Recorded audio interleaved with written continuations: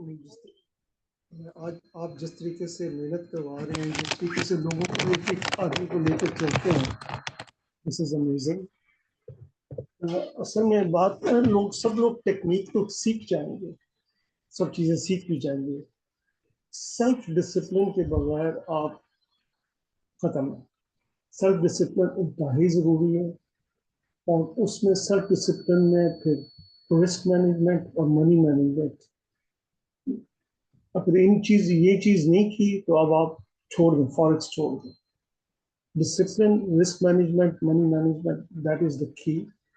और साइकोलॉजी में ये है कि कोई जल्दी नहीं है किसी चीज की। कल दोबारा ट्रेडिंग होनी है। आप लॉट साइज कैलकुलेट करना सीखें, रिस्क साइज कैलकुलेट करना सीखें। आपने रिस्क को कंट्रोल कर लिया तो एवरीथिंग आपके बस में आ गई। मैं आपसे सिर्फ एक एग्जांपल लेना चाहता हूँ कि अगर आप ड्राइविंग करते हैं तो आप फुल रेस में चलाते हैं, या या आप देखते हैं कि रोड कैसी है, ट्रैफिक कैसी है, फिर ब्रेक भी लगाते हैं। तो स्टॉप लॉस हमारा ब्रेक है। हमें एनवायरनमेंट को देखना है, लॉट साइज को उसी के हिसाब से एडजस्ट करते हैं। तो आप समझ लें कि आप ड्राइविंग कर रहे हैं, और शहर में ड्राइविंग कर रहे हैं, अंदरूनी शहर। और जब अंदरूनी शहर में ड्राइविंग कर रहे हैं तो अब आपको हर चीज़ का ख्याल रखना है, बाकी लोगों को भी और अपने आप का भी।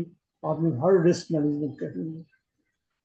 आप घर में कोई काम करते हैं, जिंदगी में कोई भी काम करते हैं, तो पहले हमेशा आप उसका रिस्क देखते हैं कि यार मैं कोई गलत बात तो नहीं कर रहा। तो ये तमाम चीज़ें ऐसी हैं कि आपने इसको, जिंदगी का आपका मकसद ही जो होता है, कोई भी काम है जिंदगी में, उसमें हमेशा रिस्क मैनेजमेंट की जाती है। जो लोग अपने आप को कंट्रोल नहीं कर पाते, वो इस जिंदगी में भी तबाह हो जाते हैं और आइंदा भी। और हमारा मजहब जो है, जो तमाम असूल हैं, उसमें भी आपको वो बेसिकली रिस्क मैनेजमेंट है, सारी रिस्क मैनेजमेंट है, सारा सेल्फ डिसिप्लिन है। वो अगर आपने सीख ली तो अब आप आगे कामयाब हैं। अगर आपने बेहतरीन से बेहतरीन टेक्निक आती है, बेहतरीन आप टेक्नीशियन है, फंडामेंटल्स जानते हैं, और रिस्क मैनेजमेंट नहीं है, तो अब आप कहीं भी नहीं रहेंगे। उसकी एग्जांपल मैं देता हूँ कि देखो आप लोग मुझसे बहुत आगे हैं, मैं आपसे बहुत सीनियर हूँ, शायद साहब से भी मैं बहुत सीनियर हूँ। मेरे बच्चे जो हैं आप जितने होंगे। तो कहने का मकसद ये है कि मैंने अपनी ज़िंदगी में, हमारे यहाँ तो मैंने जब शुरू किया था जब उस्ताद भी नहीं थे, और मैंने लिटरली $1,00,000 से ज़्यादा लूज़ किया हुआ। और सालों की मेहनत के बाद ICT, VSA, structural analysis, SMC, everything, I have learn everything. मैंने कोई 15-20 कोर्सेज किए होंगे और सालों लगा दिए, मगर वो पैशन था कि यार सीखना है बस। आखिर में मैंने, पहले भी मैंने ये मुफ्त में मुझे ये इनका कोर्स मिला था शुरू में, मगर वो मुझे समझ में नहीं आया और मैं टाइम नहीं दे पाता। बेसिकली मेरी जॉब ऐसी है कि मैं सुबह जाता हूँ, शाम को आता हूँ, और साथ फैमिली कमिटमेंट्स हैं, एवरीथिंग, और मैं यूके में होता हूँ, तो इसलिए बड़ा मुश्किल होता है। और वो मेरा पैशन बरकरार था, और जब यहाँ आया हूँ, अब जब मैंने एनगल्फिंग सीखी है इनसे, तो सारी किताब मेरे सामने खुल गई है, सारी चीज़ें मेरे सामने खुल गई हैं। तो मैं पहले तो बहुत बहुत शुक्रगुजार हूँ, और आप लोग बहुत लकी हैं जो शाहिद साहब जैसे और नौमान साहब जैसे, सईद साहब से तो बात नहीं, ऐसे टीचर मिले, और स्पेशली शाहिद साहब बहुत काबिल तारीफ है। अल्लाह ताला इनकी ज़िंदगी करे, और आपको बच्चों की तरह सिखा रहे हैं। बिलीव में कोई नहीं सिखाता। मैंने 250, 300, 400 के कोर्सेज किए। आप तो सिर्फ $30 का कोर्स करके वो ले रहे हैं, जो कि बाकी कुछ भी नहीं ले, कुछ भी नहीं कर रहे, और आपकी वर्क तो बहुत ज़्यादा है। तो अल्लाह ताला शाहिद साहब को और उनकी सारी टीम को सामान में रखे, हमारी दुआ है उनके लिए। और जज़ाकल्लाह से बस सेकंड, आप अपनी साइकोलॉजी ठीक करके। ठीक है, अस्सलाम वालेकुम। वालेकुम सलाम। बहुत शुक्रिया सर, आपने टाइम दिया। और बाकी ये सब आप लोगों की मेहनत है, हमारा कुछ नहीं है। हमने जब इस चीज़ को स्टार्ट किया था तो हमने एक ही चीज़ रखा था कि यार अ, हमने एक मेहनत की। सईद भाई अक्सर बताते हैं कि हमने कितना अरसा इस चीज़ पे डिपेंड किया। जनाब सैद भी हमारे साथ इस्लामाबाद के मीटअप में थे, तो उन्होंने जिक्र किया था कि हम किस तरीके से तीन लोग जो है मिलके इस चीज़ को काम करते थे, आपस में डिस्कशन करते थे। कोई तकरीबन 1 डेढ़ साल हम इस चीज़ पे लगे रहे। इस दौरान हम कुछ और कर रहे हैं, मैं सप्लाई डिमांड कर रहा हूँ, नुमान भाई कुछ और कर रहे हैं, सईद भाई ये कर रहे हैं, फिर आपस में डिस्कशन कर रहे हैं। करते करते उन्होंने कितना टाइम इस चीज़ को दिया और कैसे इस चीज़ को फिर हमने एक कोर्स की सूरत में डेवलप किया, वो एक अलग सीन हो गया। लेकिन उसके बाद बात आ जाती है कि इसको आगे डिलीवर करना है। चलो जी, आगे डिलीवर करने का काम भी हो गया, यूट्यूब पे ये चीज़ें अवेलेबल भी हैं, वो हमने लगा भी दी। अब मकसद क्या है इस बैच का, इस ग्रुप का, इस तरह लोगों को इकट्ठा करने का? ये लोग, ये काम भी लोग कर रहे हैं, हमने देखा है, हमने भी सीखा है। लेकिन वो किस अंदाज में कर रहे हैं, अब हमारा काम था, हमारा प्लान था कि हमने उस अंदाज को चेंज करना है। हमारे पास बैच में आए 5 लोग, हमारे पास आए 25, हमारे पास आए 2500।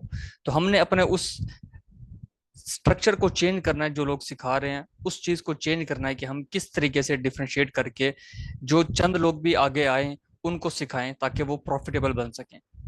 और ऐसा हरगिज नहीं है कि आप ये कोर्स आज कंप्लीट हुआ, आप चले गए, आप प्रॉफिटेबल बन जाओगे, नहीं। गारंटी शरंटी इस चीज की नहीं है। गारंटी सिर्फ इस चीज की है कि आप प्रैक्टिस कितना करते हैं इस चीज को, आप इसको लेके आगे कितना चलते हैं।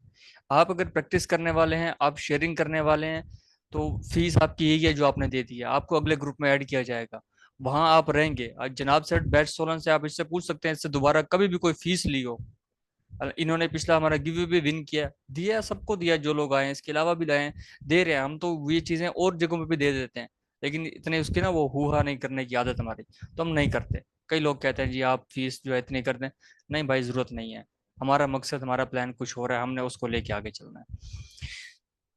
अभी शौकत साहब बैठे हैं, आप इनसे ग्रुप में भी पूछ सकते हैं कि अभी जब हमारी क्लास स्टार्ट हुई, क्या मैंने इनसे पहले कहा है कि आपने इस हवाले से कोई बात करनी है, कुछ बताना है? कुछ नहीं कहा मैंने इनको। बस सीनियर हैं तो उनकी एक राय आपके सामने पेश की है, रखी है। उन्होंने जो जो पॉइंट्स बताए हैं मैंने यहाँ पर ये लिख दिए हैं सामने। अच्छा, इसके बाद ना मैं आपके ग्रुप में एक पिक्चर भेजूंगा जो कि मैंने अपने पास पहले से लिख के रखे हुए थे पॉइंट्स, और वो पॉइंट्स और ये पॉइंट्स आप लोग देख लेना क्या ये मैच करते हैं या नहीं करते। चीजें सिर्फ यही हैं, इनको समझना है। अभी मेरे पास एक मेंबर का क्वेश्चन आया, मैं उसका नाम नहीं लूंगा, लेकिन एक क्वेश्चन आया, मैं वो आपको बता देता हूँ। उसने कोई एक पिक्चर भेजी, उसने कहा जी सर मेरे पास ना ये एक लेवल निकला हुआ है 2326 का। ठीक है जी, ये कंफर्मेशन का लेवल है, मुझे यहाँ पे मैंने जो है लिमिट्स लगा दी हैं।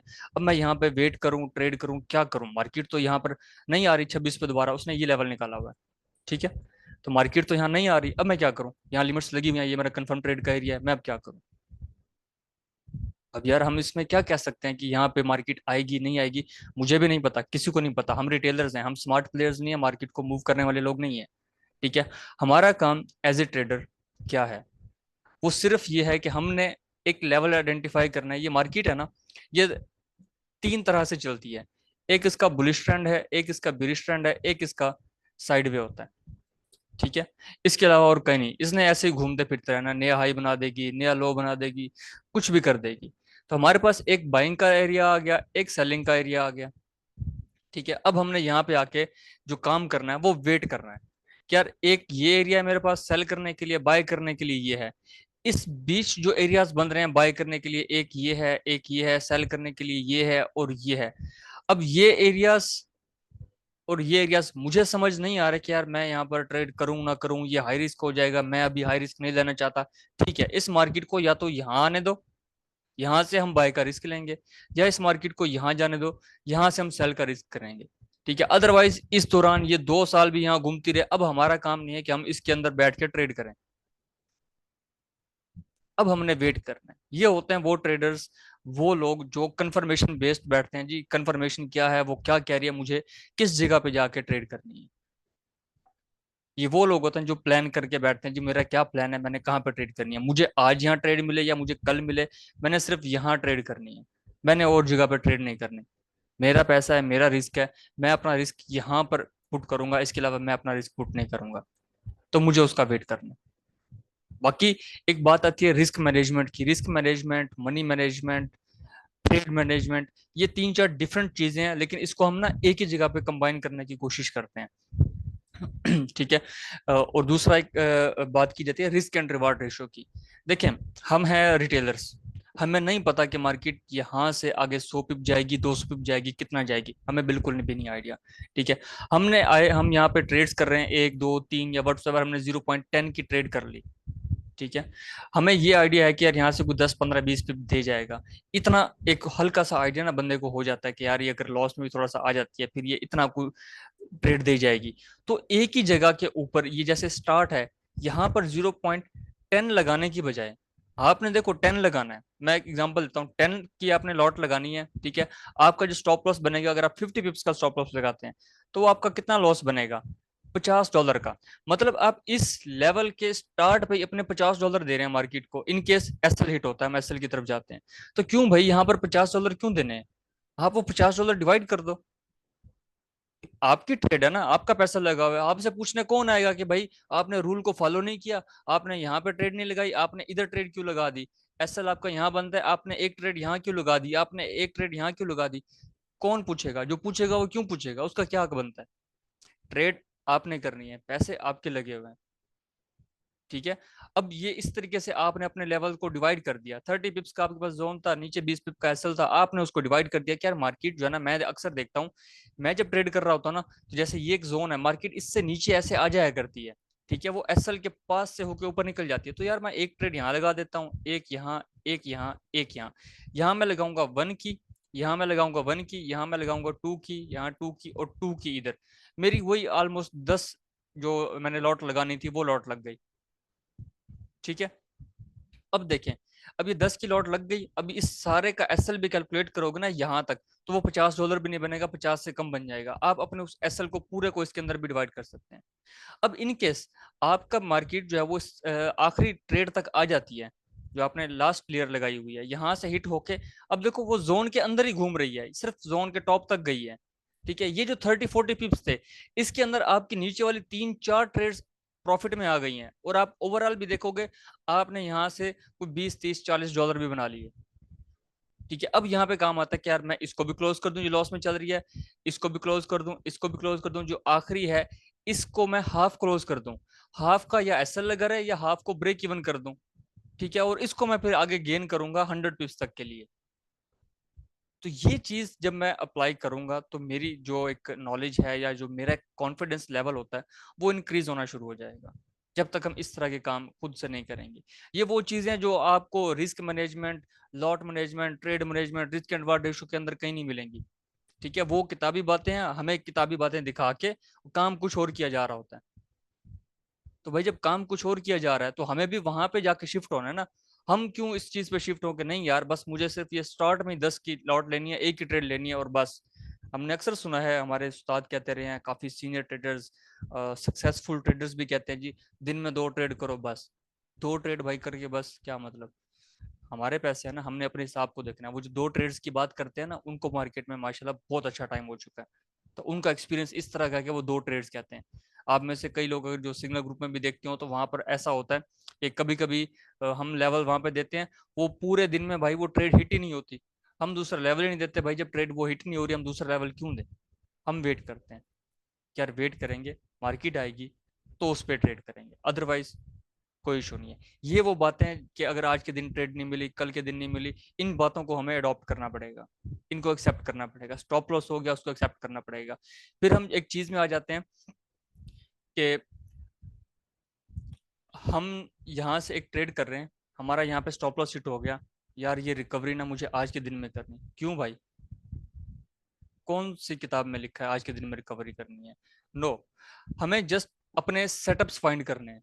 हमारे सेटअप कहाँ कहाँ अवेलेबल है? हमारा सेटअप ये है, ये है, ये है सेल के लिए, बाय के लिए ये है, ये है और ये है। इन 3 जगहों पे आएगा, हम ट्रेड करेंगे। वो आज के दिन में आए, वो कल के दिन में आए, हम इन 3 जगहों पे तब ट्रेड करेंगे, वो जब भी आएगी। अदरवाइज हम ट्रेड नहीं करेंगे, हम अपने प्लान के अकॉर्डिंग रहेंगे, हम उसको चेंज नहीं करेंगे।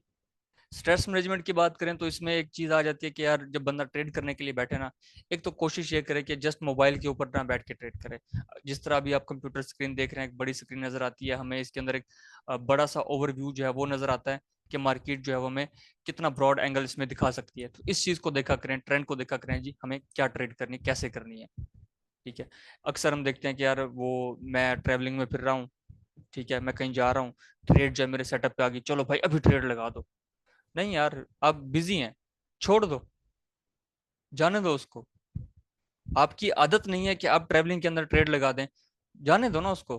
कोई बात नहीं, वो ट्रेड मिस हो गई है ना, वो फिर आप अपने आप को ये चीज समझानी है कि यार ये ट्रेड अगर मेरी मुझसे मिस हो गई है ना, तो ये ट्रेड मेरी नहीं थी, ये ट्रेड किसी और की थी। फॉर एग्जाम्पल मैं कहता हूँ ये ट्रेड, यहाँ पर जुनेद कहता है जी मेरी ये ट्रेड मिस हो जाएगी, मैं ट्रेड लगा दूं। नहीं यार, जाने दो जुनेद, ये आपकी ट्रेड नहीं थी, ये अबू बकर की ट्रेड थी, उसने लगा दी। तो इस चीज को सर पे सवार नहीं करते, हमेशा कोशिश करते हैं कि बंदा फ्रेश और सुकून वाले माहौल में बैठ के अपने ट्रेड्स को एग्जीक्यूट करे, प्लान करे। तो ये इन्वायरमेंट बहुत बहुत डिपेंड करता है किसी के ऊपर। बाकी समटाइम्स होता है कि बंदा परेशान है किसी वजह से, घरेलू है, बाहर का है, कुछ भी है, तो उस ड्यूरेशन में भी बंदे को कोशिश करनी चाहिए कि खाम खा के ट्रेड्स करने की जरूरत नहीं है। प्रॉपर अपना सेटअप देखे।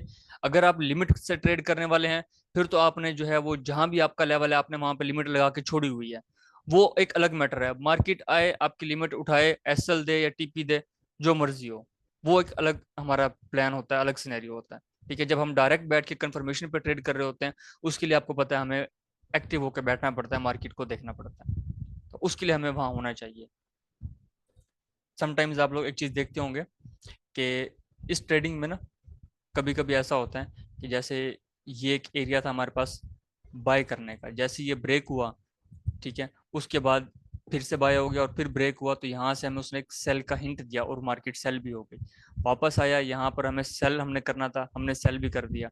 जैसे इसको ब्रेक किया तो इसने कंफर्म कर दिया बाय का।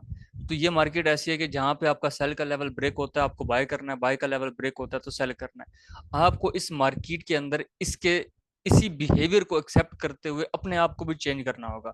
ये नहीं कि भाई यहाँ से सेल होना था नहीं हुआ, चलो यार एस सेल नहीं लगाया, इधर से भी सेल कर दूं, इधर से भी कर दूं, इधर से भी कर दूं, इधर से भी कर दूं। ये फिर गलत काम हो जाते हैं, ये गलत टैक्टिक्स हो जाते हैं। इन चीजों से बचना है, स्टॉप लॉस को एक्सेप्ट करना है।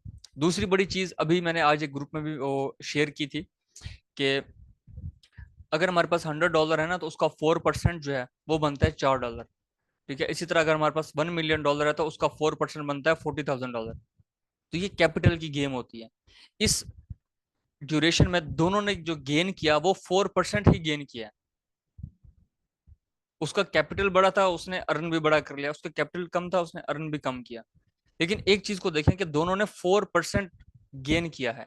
वो 40 पिप्स हो सकते हैं, वो 20 पिप्स के अंदर हो सकता है, वो 100 पिप्स हो सकते हैं। हमें जब तक इस ग्रुप में लर्निंग करनी है, नेक्स्ट ग्रुप में लर्निंग करनी है, हमें सिर्फ इसी चीज के ऊपर फोकस करना है कि अगर मैंने कोई ट्रेड की है, ठीक है, तो वो कितने पिप्स मैंने उससे गेन किए हैं। आज मैं 20 पिप्स गेन करना स्टार्ट करूंगा, कल को मैं 30 पिप्स पे शिफ्ट होऊंगा, फिर मैं 40 पिप्स पे शिफ्ट होऊंगा, फिर मैं 50 पे। इस तरीके से हमें अपने आप को पिप्स की सूरत में इंक्रीज करना है। जब वो पिप्स कैप्चरिंग हमारे अंदर आ जाएगी, तो फिर ये जो डॉलर बनते हैं, ये जो पैसे बनते हैं, ये फिर साथ बनते ही जाएंगे। जब आपको कॉन्फिडेंस इस लेवल तक हो जाएगा, आपको पता है कि नहीं यार ये 2 लेवल 3 लेवल ब्रेक हो गए हैं, ये लेवल इतना स्ट्रोंग है जी, यहाँ से मुझे 20 पिप तो मिलेंगे ही मिलेंगे। ठीक है, फिर आप यहाँ पे आके अपना कैपिटल को इंक्रीज करके भी रिस्क ले सकते हैं, लेकिन ये एक अच्छी खासी प्रैक्टिस के बाद काम होगा, ऐसे काम का नहीं हो पाएगा। ठीक है। कुछ हमारे जैसे मेरे जैसे लोग आते हैं, वो आके बैठते हैं, कहते हैं जी आज जो कुछ भी हो जाए मुझे जो है ना आज पैसा बना के जाना है। वो पैसा बनाने के चक्करों में गवा के जाते हैं। कुछ आप जैसे समझदार लोग आते हैं, वो कहते हैं नहीं जी, मेरा आज जो लेवल है वो ये वाला भी नहीं है। अच्छा, एक मजे की बात बताऊं, मेरा आज का लेवल ये वाला भी नहीं था। ठीक है, आप लोगों के साथ कल सेशन हुआ, आप उसमें देख सकते हैं, ये लेवल भी निकाला हुआ था, ये भी निकाला हुआ था, और ये भी मैंने आप लोगों के साथ डिस्कस किया था। इसके बाद क्या है, इसके बाद मेरा बाइंग एरिया ये था, इस ड्यूरेशन में ये नहीं था मेरा एरिया, ये सर नुमान साहब का था, उन्होंने इस पे ट्रेड करवाई, मेरा नहीं था, मैंने यहाँ पे ट्रेड नहीं कर पाया।